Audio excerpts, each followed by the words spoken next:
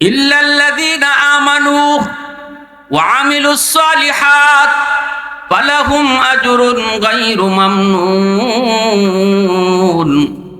পবিত্র কোরআনে সূরাতুত তিন আল্লাহ পাক তিনের কসম খাইলেন, জাইতুনের কসম খাইলেন, তুর পাহাড়ের কসম খাইলেন, পবিত্র মক্কা নগরীর কসম খাইয়া আল্লাহ পাক বলতেছে, এ মানুষ শোনো, তোমার বড় সুন্দর করে বানাইছি, কিন্তু এই সুন্দরের একটা পর্যায়ে দাম থাকে না। বৃদ্ধ বয়সে তোমারে কেউ মূল্যায়ন করতে চায় না। বৃদ্ধ বয়সে তুমি ঘরেও দাম পাও না, না না সমাজেও তুমি দাম পাও না। তোমার কথা কেউ শুনতে চায় না, কারণ তোমার হাতে শক্তি নেই, কোমরে তার শক্তি নেই, ইনকাম করার পাওয়ার নাই। সন্তানের কাছেও তুমি কিছু চাইলে চাওয়ান লাগে, পকেটে তোমার টাকা নাই।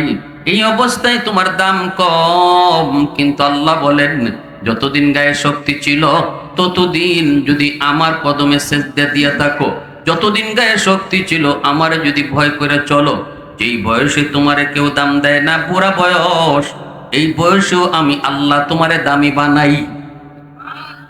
কেমনে দামি বানাই? আল্লাহ বলেন, শক্তি ছিল যতদিন ততদিন তুমি আমল যা করছো, বুড়া বয়সে তুমি এই আমল যদি বুড়া হওয়ার কারণে না পারো, বৃদ্ধ হওয়ার কারণে যদি তুমি না পারো, রে যুবক, আজ তোমার গায়ে শক্তি নাই, ঘুম থেকে উঠতে পারো না, মসজিদে জামাতে যাইতে পারো না, ঘরেই নামাজটা পড়ে নিছ, আল্লাহ পাক রব্বুল আলামিন ফেরেশতাদেরকে বলবো, যদিও আমার বান্দা ঘরে নামাজ আদায় করেছি, তবু তোমরা তাকে মসজিদের জামাতের সব আমল নামায় তুলে দাও। ইনকে তাজাল্লি সে উজালা মা দরদ জাহা গায়রে খুদায়ার নদারে, যদি আতে খুদা হিচ দিগুর কার নদারে, যদি আতে খুদা হিচ দিগুর কার নদারে। মুসলমানের আওয়াজ এখন আল্লাহু আকবার। উসমান হারুনি কই, বাবা আয়, মঈনুদ্দিন আয়, আমার বুকে আয়। আল্লাহু আকবার জোরে কও। এ আমার বয়স হয়ে গেছে, হয়তো আমি আর দুনিয়ায় বেশি দিন বাঁচবো না। বিদায়ের আগে আমার মাথায় যে একটা উলায়াতের মুকুট ছিল, মুকুট, আমি আমার ওই মুকুটটা কার মাথায় দিয়ে যাব এর পরীক্ষা নিয়েছিলাম। আমি আমার মাথার মুকুট কাকে পরে যাব এর জন্য পরীক্ষা নিয়েছিলাম। বাবা মঈনুদ্দিন, কে শুধু নিজে বাঁচার ফিকির করে, আর কে গোটা সমাজ নিয়ে বাঁচার চিন্তা করে, কে শুধু একা জান্নাতে যেতে চায়, আর কে গোটা সমাজ লইয়া 10 জন লইয়া জান্নাতে যেতে চায়, এর পরীক্ষা নিয়েছিলাম। বাবা মঈনুদ্দিন আয়, আমার বুকে আয়, আমার পরীক্ষায় তুমি 100 পাস করেছো। আমি উসমান হারুনি চলে গেলাম, চলে যাব, কিন্তু আমার বিদায়ের পর এই উলায়াতের সাম্রাজ্যের মুকুট তোমার মাথায় পরায় গেলাম।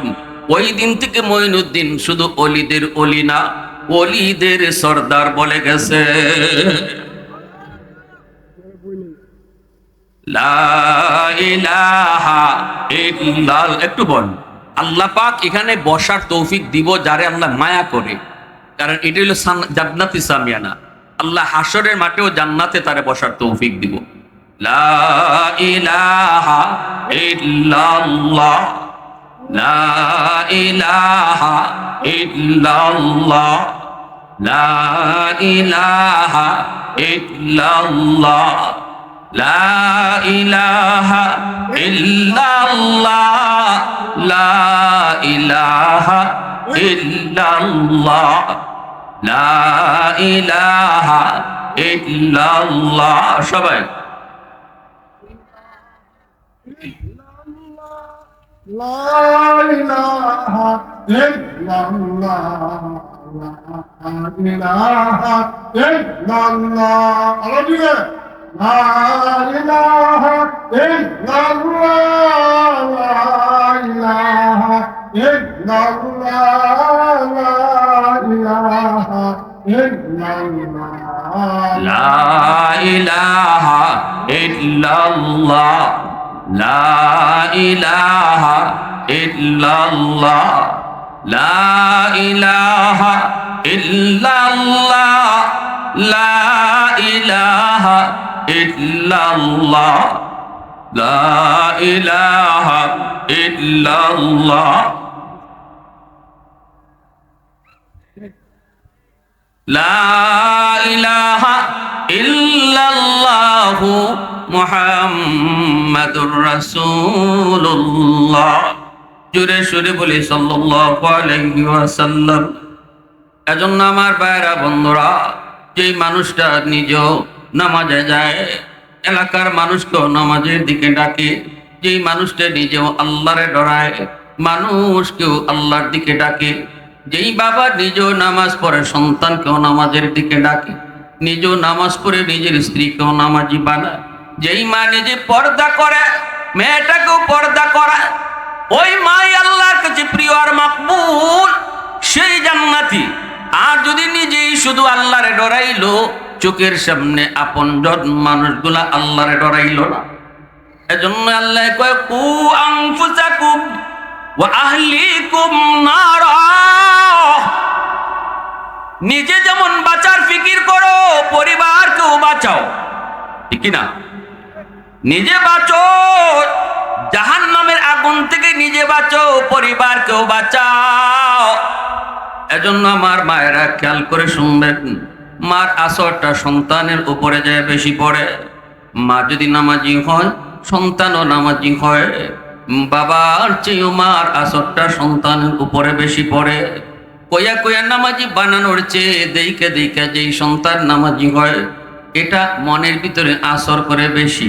ঘরের মধ্যে সন্তান যদি দেখে মা নামাজ পড়ে, ঘরের মধ্যে সন্তান যদি দেখে মায়ের পর্দা করে, ঘরের ভিতরে ছোট বাচ্চায় যদি দেখে বাবা কোরআন তেলাওয়াত করে, তাহলে ওই নামাজের প্রতি তার মহব্বত অন্তরে বসে যায়।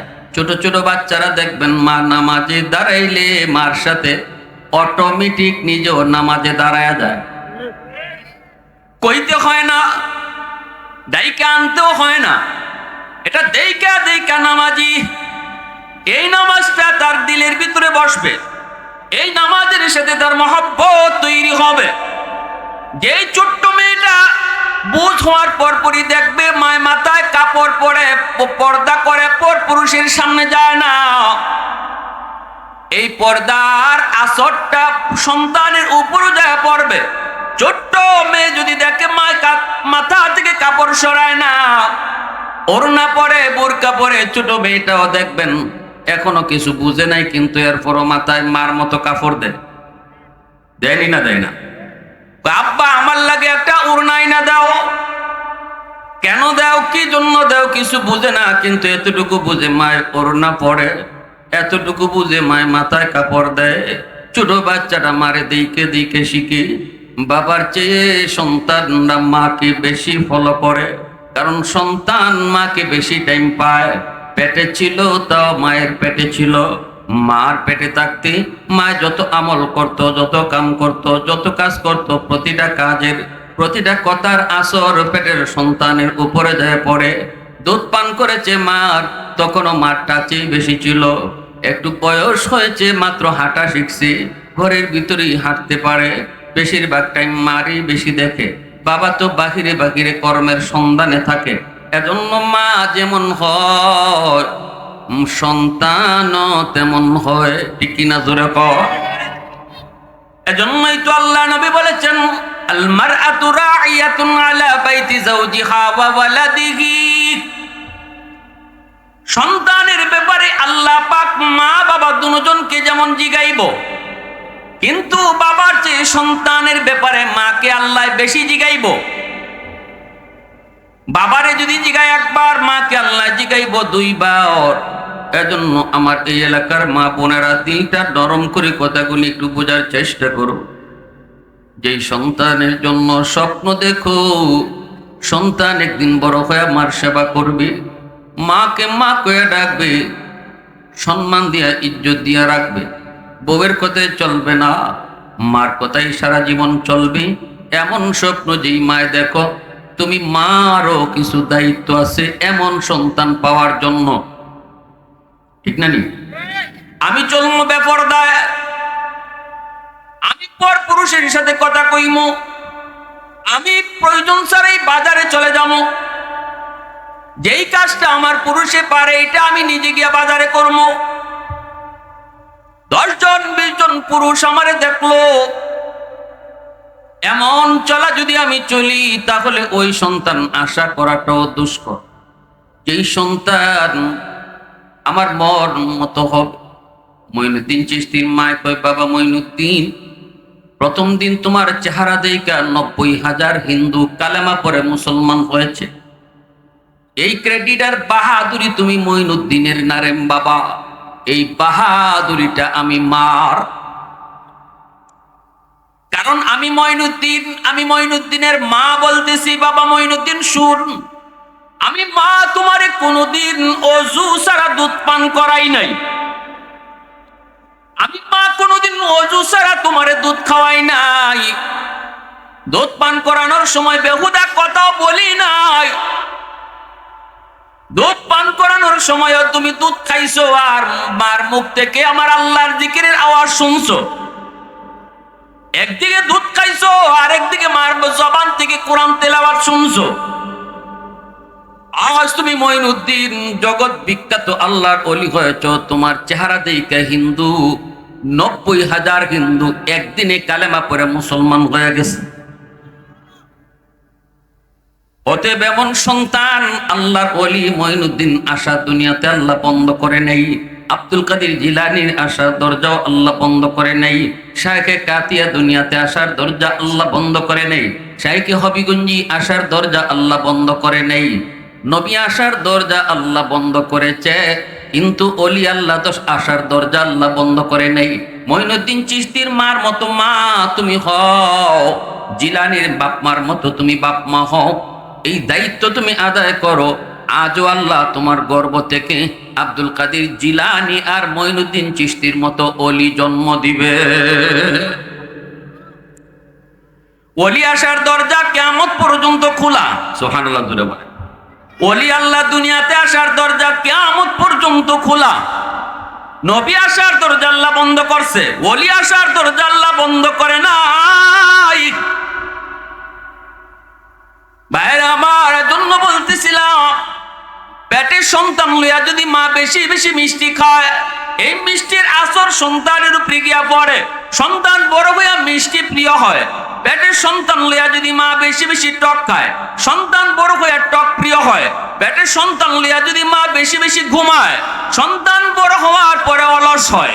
পেটের সন্তান লইয়া যদি মা টুকটাক কাম করে, সন্তান বড় হইয়া কর্মঠ হয়। পেটের সন্তান লইয়া যদি মা বেপরদায় চলে, এই সন্তান প্রতিবন্ধী হয়। পেটের সন্তান লইয়া যদি মা পর্দায় থাকে, এই সন্তান মেধাবী হয়। পেটের সন্তান লইয়া যদি মা বেশি বেশি গান শোনে, এই সন্তান বড় হইয়া বেহায়া হয়। পেটের সন্তান লইয়া যদি মা বেশি বেশি কোরআন তেলাওয়াত করে, এই সন্তান অল্প দিনে হাফেজে কোরআন হয়।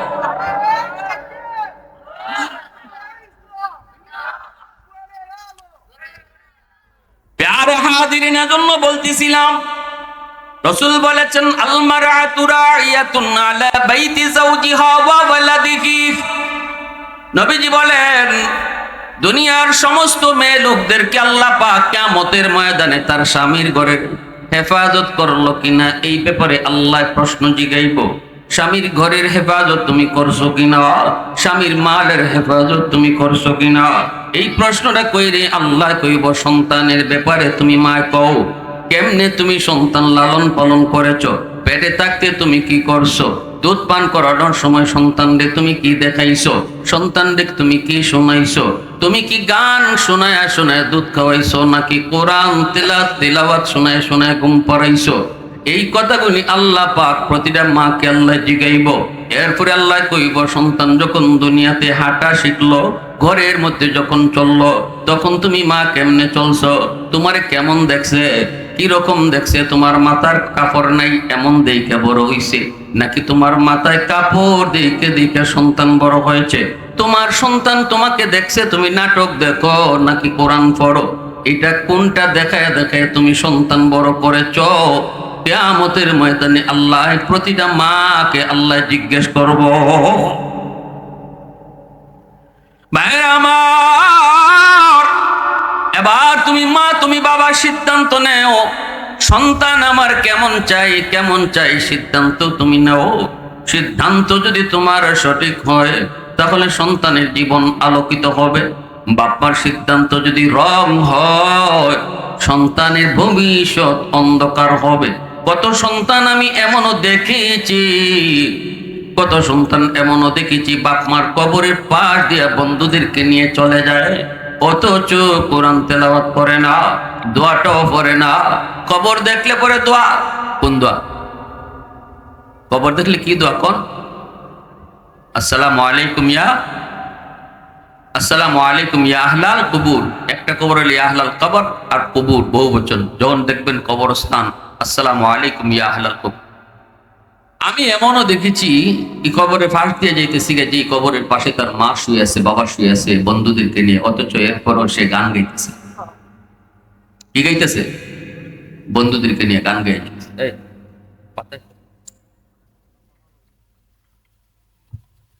কেন কেন এমন হলো? ও গোড়া যাও। অবশ্যই আমার সিদ্ধান্তের রং ছিল, আমি বাবা হিসাবে মা হিসাবে আমার সিদ্ধান্তে কিছু রং ছিল।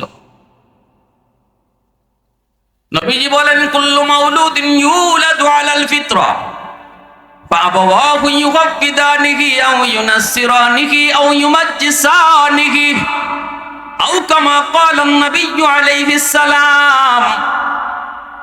আল্লাহ নবী বলেন, সমস্ত সন্তান দুনিয়াতে যখন আগমন করে তখন সে আল্লাহর ওলি হয়ে দুনিয়াতে আসে। এরপরে তারা বাপ মার ভুল সিদ্ধান্তের কারণে সন্তানের ওলায়ত নষ্ট হয়, বুজুর্গি নষ্ট হয়। সন্তান কিন্তু দুনিয়াতে বেনামাজি হইয়া আসে নাই। আল্লাহ নবী বলেন, সে পাক্কা নামাজি হইয়া আইছে, নামাজ চিন্নে আইছে, কোরআন চিন্নে আইছে, আল্লাহর চিন্নে আইছে, পরকাল বুঝা সন্তান দুনিয়াতে আইছে। রসুল বলেন, বাপ মার ভুল সিদ্ধান্তের কারণে তার এই সবগুলি নষ্ট হয়। বাপ মার ভুল সিদ্ধান্তের কারণে রসুল বলেন, আর যদি সন্তানের ব্যাপারে বাপ মার সিদ্ধান্ত সঠিক হতো, দুনিয়াতে আইসে যেমন আল্লাহর ওলি হইয়া, কবরেও যাইতো আল্লাহর ওলি হইয়া। এজন্য আমার বারা বলতেছিলাম, আজকের যে যুবকরা এত সুন্দর আয়োজন করলো, এই যুবকরা ভালো করে ইয়াদ করবেন। যুবক, যৌবনকালটা আল্লাহর কাছে বড় দামি। এই যৌবনকালটা আল্লাহর কাছে বড় দামি। যত আল্লাহর অলি হয়েছেন সবাই অলি হইছেন যৌবনে। অলি হইছেন যৌবনে। যত আল্লাহর অলি হইছেন, একজন বুড়া মানুষ, একজন না 1000 বুড়া মানুষের সেজদা আর একজন জোয়ান মানুষের সেজদা, দুই সেজদা যদি ওজন করা হয়, যুবকের সেজদার পাল্লা ভারী হয়ে যায়। আল্লাহ রসুল বলেন, লা ওয়ারআতাল কাফি আও কামা ক্বালা নবিয়্যু আলাইহিস সালাম। কারণ যুবক এই বয়সে মসজিদে আওয়া, নামাজ পড়া, এটা তার নফসের সাথে তার জিহাদ হইতেছে। নফসে কইতেছে, কের বেটা মসজিদ, ও তোর দুস্তর বন্ধুরা যাইতেছে, আওরো গিয়া ওখানে কেন পার্টি দিব, গিয়ে গান নাচানাচি করবো, এখানে গিয়ে তারা পিকনিক করবো, কত কিছু। তোর দুস্তরা ওই তুই ওখানে গেছি গিয়া তারা এখন গান গাইবো। হ্যাঁ, তার সার্কেল বড়, তারে ডাকতেছে, তারা ওইদিকে ডাকতেছে, মন চায় ওদিকে, আর সেখানে এদিকে। মনের সাথে শুরু হয়েছে যুদ্ধ। এই যুদ্ধ করে যুবক টিকছে, সে তার মন রে পাগলা গোড়ার লাগাম টান দিয়ে ধরছে, গোড়ার দৌড় দিতে দিছে না, টান বাইরে গোড়ার আটকেছে, আটকে মসজিদে ঢুকছে, সেজদা দিছে। আল্লাহ রসুল কয়, একজন দুইজন তিনজন না, 1000 বৃদ্ধ মানুষের সেজদা এক পাল্লায় রাখো, আর এই যুবকের সেজদা এক পাল্লায় রাখো, যুবকের সেজদার পাল্লা ভারী হয়ে যাও।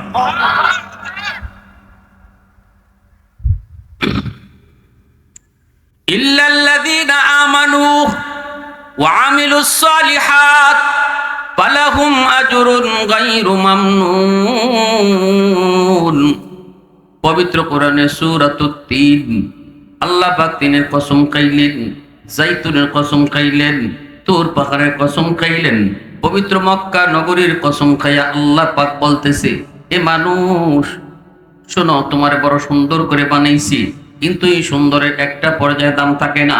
বৃদ্ধ বয়সে তোমারে কেউ মূল্যায়ন করতে চায় না, বৃদ্ধ বয়সে তুমি ঘরেও দাম পাও না, না না, সমাজেও তুমি দাম পাও না, তোমার কথা কেউ শুনতে চায় না, কারণ তোমার হাতে শক্তি নেই, কোমরে তার শক্তি নেই, ইনকাম করার পাওয়ার নাই, সন্তানের কাছেও তুমি কিছু চাইলে চাওয়ান লাগে, পকেটে তোমার টাকা নাই। এই অবস্থায় তোমার দাম কম। কিন্তু আল্লাহ বলেন, যতদিন গায়ে শক্তি ছিল ততদিন যদি আমার কদমে সেজদা দিয়া থাকো, যতদিন গায়ে শক্তি ছিল আমারে যদি ভয় করে চলো, যেই বয়সে তোমারে কেউ দাম দেয় না, বুড়া বয়স, এই বয়সেও আমি আল্লাহ তোমারে দামি বানাই। কেমনে দামি বানাই? আল্লাহ বলেন, শক্তি ছিল যতদিন ততদিন তুমি আমল যা করছো, বুড়া বয়সে তুমি এই আমল যদি বুড়া হওয়ার কারণে না পারো, বৃদ্ধ হওয়ার কারণে যদি তুমি না পারো রে যুবক, আজ তোমার গায়ে শক্তি নাই, ঘুম থেকে উঠতে পারো না, মসজিদে জামাতে যাইতে পারো না, ঘরেই নামাজটা পড়ে নিছ, আল্লাহ পাক রব্বুল আলামিন ফেরেশতাদেরকে বলবো, যদিও আমার বান্দা ঘরে নামাজ আদায় করেছি, তবু তোমরা তাকে মসজিদে জামাতের সব আমল নামায় তুলে দাও। কারণ শক্তি ছিল যতদিন বান্দা মসজিদে গিয়ে নামাজ পড়েছে, আজকে তার গায়ে শক্তি নাই, শক্তি আমি আল্লাহ কেড়ে নিয়েছি। নিজে নিজে বুড়া হয় নাই, আমি তারে বুড়া বানাইছি। যদি তার আগের মতো শক্তি থাকতো তাহলে আজও মসজিদে যাইতো। অতএব ফেরেশতারা তার আমল নামায় তোমরা জামাতের সওয়াব উঠাইও, এক বিন্দু পরিমাণ সব কম তুলবা না। সুবহানাল্লাহ জোরে কও, আর একটু জোরে কও না সুবহানাল্লাহ। প্রশংসা করব কার? একটু জোরে কও না কার?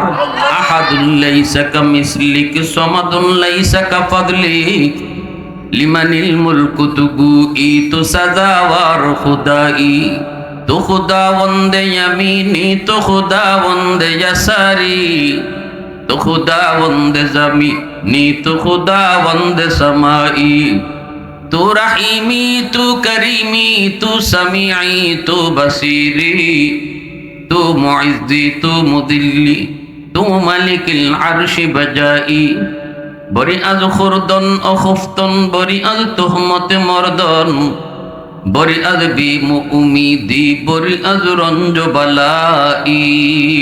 মুসলমানের আওয়াজে কও আল্লাহু আকবার।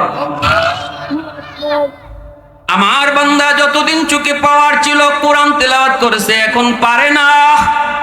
কোরআনের হরফগুলি দৌড়াদৌড়ি করে, আফসোস আফসোস করে।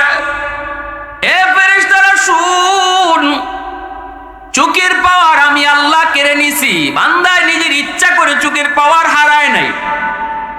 অতএব আমার বান্দা যতদিন কোরআন তেলাওয়াত করত, আজ যদি সে চোখের পাওয়ার না থাকায় তেলাওয়াত করতে না পারে, তবুও তার আমল নামায় প্রতিদিনের মতো কোরআন তেলাওয়াতের সওয়াব উঠায়া দাও। এই কথাটা আল্লাহ 4টা কসম খেয়ে কইছে। সুবহানাল্লাহ জোরে কর। কয়টা কসম? জোরে কর। ইজাত গুরুত্ব দিয়ে আল্লাহ কইছে। আল্লাহ পাকের কথা তো এমনি গুরুত্ব, সেখানে আল্লাহ আমাদেরকে এই কথাটা বুঝাইতে গিয়া 4টা কসম খাইছে। তিনের কসম, জাইতুনের কসম, তুর পাহাড়ের কসম, পবিত্র মক্কা নগরীর কসম খেয়ে কই, বান্দা গায়ের শক্তি যতদিন আছে অতদিন তুই আমার গোলামি কর। এক বয়সে তোর গায়ে শক্তি থাকবে না, তুই চাইলেও পারতে না আমার আমল করতে। তখন আমি আল্লাহ তোর যৌবনের সব আমল তোরে আমি বইয়া বইয়া পেনশন দিন। জোরে কও না সুবহানাল্লাহ। সরকারের পেনশন যেমন দেয়, সরকারের নির্ধারিত বয়স পর্যন্ত যখন একজন মানুষ সরকারের ডিউটি করে, বয়স ওভার হয়ে গেলে বলে সরকার তার উপরে খুশি হয়ে কয়, আমি তোমার উপরে খুশি, এখন তুমি ঘরে যাও গা, অফিসে আর আউন লাগতো না, ঘরে বইয়া বইয়া তোমার বেতন দিমু। এটা হইল সরকারি পেনশন। আল্লাহ পাকে কয়, বান্দা তুমি যতদিন শক্তি থাকবে অতদিন পুরাপুরি মামারে মান্না চলো। শক্তি যেদিন থাকতো না এদিন তুমি চাইলেও পারতাই না, তখন মন খারাপ করন লাগতো না, আমি আল্লাহ তোমার ইবাদতের পেনশন দান করুন। সুবহানাল্লাহ। এরকম এজন্য ভাইরা, যুবক, যৌবন কালটা তুমি পাগলামি কইরা কাটায়ও না। এই যৌবনটা আল্লাহর কাছে বড় দামি, বড় দামি।